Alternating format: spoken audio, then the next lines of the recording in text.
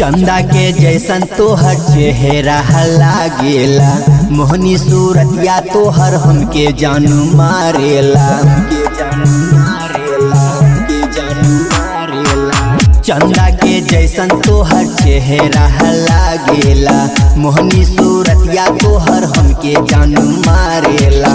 हमके बता दे दिल के बतिया रे, हाँ हाँ हाँ हाँ अखिया रे तोहर अखिया रे, दिल धर काबे तोहर अखिया रे, अखिया रे तोहर अखिया रे, दिल धर काबे तोहर अखिया रे।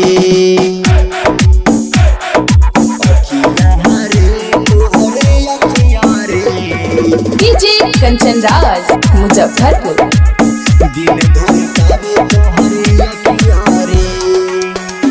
जब से देखनी हम तोहके सूरतिया, निंदिया बेन हमके सारी रोतिया, निंदिया बेन हमके सारी रोतिया।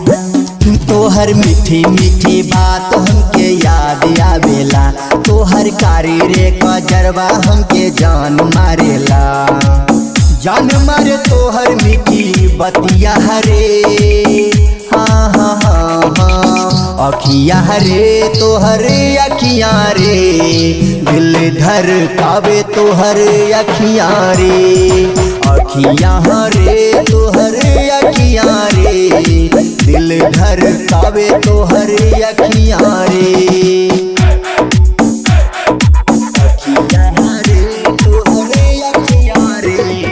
डीजे कंचन राज मुजफ्फरपुर।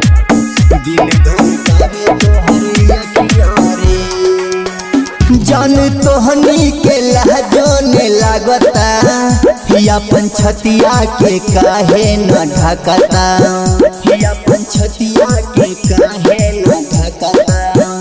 तोहर लाली लाली ओठवा से रस चुएला, तनी पवन बिहारी कदा गाल छुएला, मार ले बकेहू हमके मतिया रे, हाँ हाँ हाँ हाँ अखिया रे तोहर अखिया रे, दिल धर काबे तोहर अखिया रे, अखिया रे तोहर अखिया रे, दिल धर काबे तोहर अखिया रे। शौर्य राज रिकॉर्डिंग स्टूडियो, मारर खगड़िया।